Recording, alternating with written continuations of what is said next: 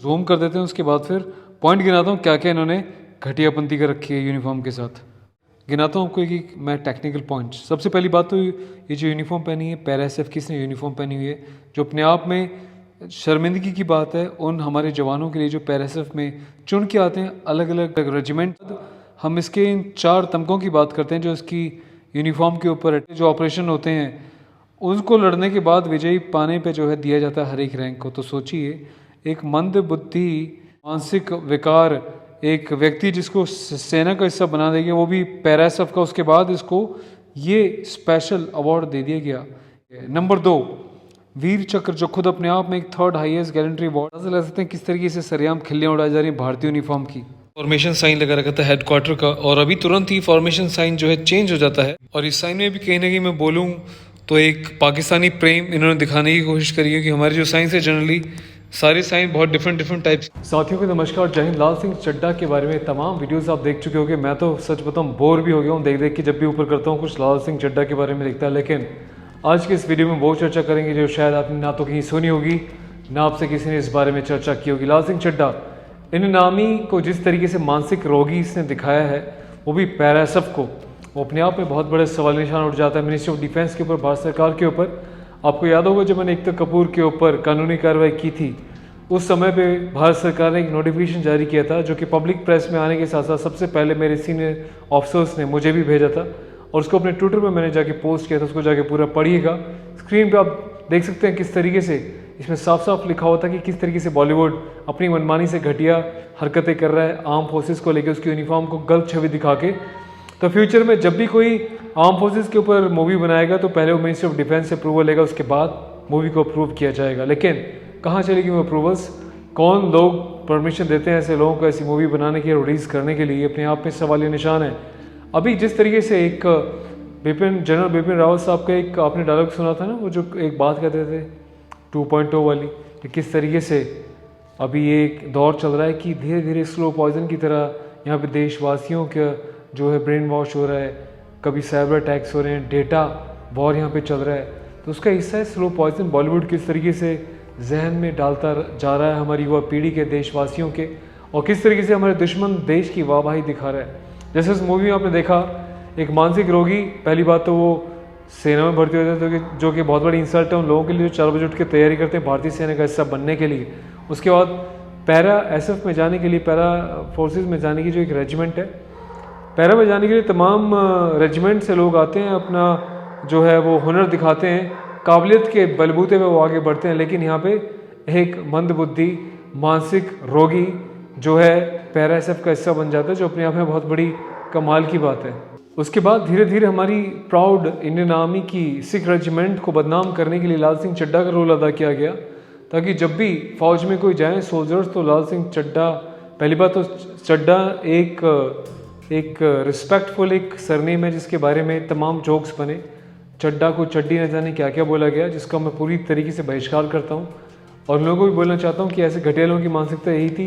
किस तरीके से इसने इस मूवी में लाल सिंह चड्ढा एक सिख का रोल अदा किया, इसने क्यों नहीं अब्दुल का रोल अदा किया, क्यों नहीं इसने अपनी जो है बजाय पगड़ी पहनने की जालीदार टोपी पहन के एक पागल वाली नौटंकियाँ करी और मूवी में अपना रोल दिखाया। लेकिन उनको बदनाम करना था, सिखों के बारे में गलत छवि बनानी थी, ताकि उनका मजाक उड़ाने, जैसे संता बंता के नाम पे मजाक बनता है हमेशा से, मजाक बनाने का इसका एक मेन मोटिव था, ताकि हम सभी लोग देश में सरदारों का, सिख भाइयों का मजाक उड़ाएं। लेकिन हम इतने बेवकूफ़ नहीं है, तभी हमने बाइकआउट किया, और ना हम ऐसा होने देंगे, चाहे वो हिंदू हो, मुस्लिम हो, सिख हो, ईसाई हो। हम हमेशा से आपस में एक भाईचारे की, एक यूनिटी की जो है बातें करते हैं। लेकिन ऐसे कुछ लोग देश को तोड़ने का काम करते हैं इस टाइप की चीज़ें घोल के, और खुद अपने मज़हब की हम बात करें तो ये लोग नहीं बनाते, लेकिन दूसरों के ऊपर ऐसी चीज़ें बनाते हैं। हिंदू देवी देवताओं को मजाक उड़ाते हैं, हमारी जो है धार्मिक भावनाओं को ठेस पहुंचाते हैं, लेकिन फिर भी जो है कुछ होता नहीं है। कुछ लोग हमारे जैसे आगे आते हैं जो आवाज़ उठाते हैं, साथ ही साथ एक्शन भी लेते हैं, कार्रवाई होती है, समय लगता है, और अभी हम कार्रवाई करेंगे। हमने बात की है खुद अपने वकील साहब से, क्या वो मुद्दे हैं, क्या वो पॉइंट्स हैं जिस तरीके से जिसके बेसिस के ऊपर अभी एक्शन हम लेने की सोच रहे हैं। तो इस पूरे वीडियो को लास्ट तक देखिए, जनहित में इसको शेयर कीजिएगा। और हम इस चैनल से पैसा नहीं कमाते हैं दोस्तों, ना वीडियोस पे हम मोनेटाइजेशन चलती है हमारे, ना ही हम कोई पेड प्रमोशंस करते हैं, सिर्फ जनहित में, राष्ट्रहित में देश के लिए आपके लिए आवाज़ उठाते हैं, देश को एक करने के लिए आवाज़ उठाते हैं। तो दोस्तों आज जो मैं आपको बताने जा रहा हूँ आपको कोई देश का मीडिया नहीं बताएगा, वो खाली आपको कॉमन बातें बता रहे हैं, दैट्स रियली अप्रिशिएबल। लेकिन जो टेक्निकल चीज़ें हैं उस पर ज़रा गौर करते हैं किस तरीके से आमिर खान जैसे लोग हमारी भारतीय सेना को बदनाम कर रहे हैं। देखिए पॉइंट टू पॉइंट अभी चर्चा करते हैं, इसको थोड़ा सा जूम कर देते हैं, उसके बाद फिर पॉइंट गिनाता हूँ क्या क्या इन्होंने घटियापंथी कर रखी है यूनिफॉर्म के साथ। भारतीय सेना की यूनिफॉर्म की अगर हम बात करें तो अपने आप में एक शान होती है, किस तरीके से शान को बिगाड़ा गया है इन नमूनों ने। गिनाता हूँ आपको कि मैं टेक्निकल पॉइंट्स। सबसे पहली बात तो ये जो यूनिफॉर्म पहनी है पैरा एसएफ की इसने यूनिफॉर्म पहनी हुई है, जो अपने आप में शर्मिंदगी की बात है उन हमारे जवानों के लिए जो पैरा एसएफ में चुन के आते हैं अलग अलग रेजिमेंट से और हिस्सा बनते हैं, अभिनव बनते हैं पैरा का और पैराट्रूपर्स के अलावा हमारे जो है स्पेशल फोर्सेस का। तो ये आप देखिए पैरा का जो बैच इसने लगा रखा है। उसके बाद हम इसके इन 4 तमकों की बात करते हैं जो इसकी यूनिफॉर्म के ऊपर अटैच हैं। ये क्या है? ये हैं सर्विस रिबन्स। जब भी सेना में चाहे वो आर्मी हो, नेवी हो, एयरफोर्स हो, सर्विस के दौरान आपकी क्या अचीवमेंट्स हैं, क्या क्या आपने जो है हौसले वाला बढ़िया काम किया है, कहाँ कहाँ आपने किसी जगह पे ड्यूटी की है, कहीं ना कहीं इन सब चीज़ों को दर्शाता है कितने साल की, बहुत सारी चीज़ें इसके अंदर आती हैं। तो सर्विस कलर रिबन की अगर हम बात करें तो सबसे पहले नंबर पे इसको मैंने चिन्हित किया हुआ है नंबर के साथ। नंबर 1 पे जो आप देख पा रहे हैं रेड और ग्रे स्ट्रिप और फिर एक बाद में रेड है, तो 2 रेड के बीच में जो ग्रे है ये नंबर 1 पे जो है ये स्पेशल सर्विस रिबन है। ये जो है माइनर छोटे या फिर एक शॉर्ट टर्म के जो ऑपरेशन होते हैं उनको लड़ने के बाद विजयी पाने पे जो है दिया जाता है हर एक रैंक को। तो सोचिए एक मंद बुद्धि मानसिक विकार एक व्यक्ति जिसको सेना का हिस्सा बना दिया गया, वो भी पैरा एसएफ का, उसके बाद इसको ये स्पेशल अवार्ड दे दिया गया। ये कहीं ना कहीं शर्मिंदगी है भारतीय सेना के लिए जो ऐसे लोगों के ऊपर अब तक एक्शन नहीं लिया गया है। नंबर 2 वीर चक्र, जो खुद अपने आप में एक 3rd हाईएस्ट गैलेंट्री अवार्ड है परमवीर चक्र और महावीर चक्र के बाद। तो किस तरीके से वीर चक्र और वीर चक्र विजेताओं का मजाक उड़ाया गया है इस फिल्म में, इस निर्देशक और इस 2 कौड़ी के एक्टर के द्वारा। आप अंदाज़ा लगा सकते हैं वीर चक्र को किस तरीके से दिखाया गया, सिर्फ अपनी टीआरपी बटोरने के लिए, पाकिस्तानी सोल्जर्स को खुश करने के लिए, वहाँ की आवाम को खुश करने के लिए, ताकि वो मजाक उड़ाएं कि देखिए किस तरीके से तुम्हारे इतने बड़े मेडलिस्ट मानसिक रूप से रोगी होते हैं, उन्हीं को अवार्ड्स मिलते हैं।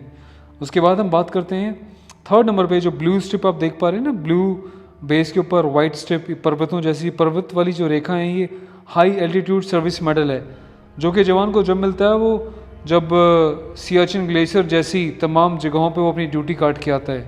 -40, 50, 60 डिग्री सेल्सियस जैसी जो है कड़ाके की ठंड में, जो कि कपड़े हटाओ तो तुरंत उंगली में बर्फ़ जम जाए, ऐसी जगहों पे जो ड्यूटी करके आता है महीनों महीनों, उसके बाद ये प्राउड जो है सर्विस रिबन में अटैचमेंट होती है। उसके अलावा लास्ट में जो आप देख रहे हैं ऑरेंज के बीच एक ट्राई कलर स्ट्रिप, ये जो है दोस्तों 50th एनिवर्सरी ऑफ इंडिपेंडेंस की है। तो आप अंदाज़ा लगाइए किस तरीके से मूवी बेवकूफ़ बनाया गया है।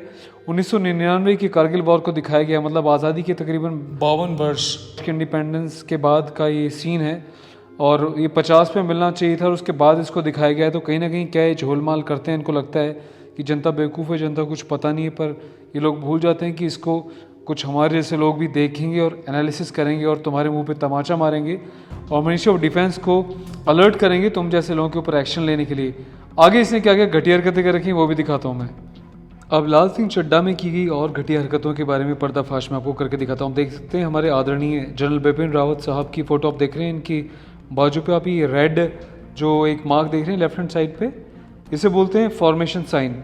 ये जो फॉर्मेशन साइन है हेडक्वार्टर का है, न्यू दिल्ली का, मतलब एक फौज का जनरल लेवल का अधिकारी और तमाम जो टीम हेडक्वार्टर में बैठ के चीज़ों को मैनेज करती है ऑल ओवर इंडिया लेवल पे, इंटरनेशनल लेवल पे, भारतीय सेना के तीनों अंगों के साथ जो कोऑर्डिनेशन करती है हेडक्वार्टर सर्विस, उसको जो है ये फॉर्मेशन साइन दिया जाता है। और ये मंदबुद्धि अविकसित बालक इस साइन को लगा के घूम रहा है, वो भी कॉम्बैट के ऊपर, जो कि कॉम्बैट के ऊपर लागू ही नहीं है। तो आप अंदाज़ा लगा सकते हैं किस तरीके से सरेआम खिल्लियाँ उड़ाई जा रही हैं भारतीय यूनिफॉर्म की।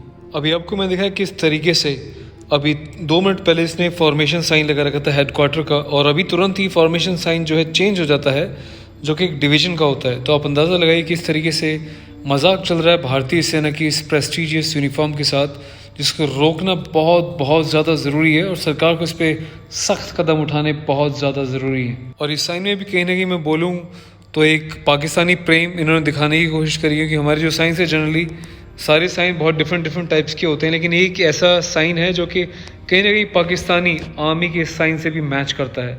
तो बड़ा सोच समझ के दिमाग लड़ाया इन्होंने पाकिस्तानी आर्मी को खुश करने के लिए भी, और साथ ही साथ जो है हमारी आर्मी को कहीं ना कहीं नीचा दिखाने के लिए। यदि आप चाहते हैं कि हम ऐसी आवाज़ उठाते रहें, हमें कुछ नहीं चाहिए, हमें खाली वीडियो को शेयर कीजिएगा अपने हर एक व्हाट्सएप ग्रुप में, सोशल मीडिया प्लेटफॉर्म पे इस वीडियो के लिंक को, ताकि चैनल को लोग ज़्यादा से ज़्यादा देखें, जुड़ें।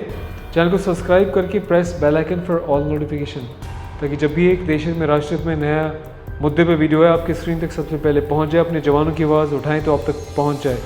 ख्याल रखिएगा अपना। जय हिंद।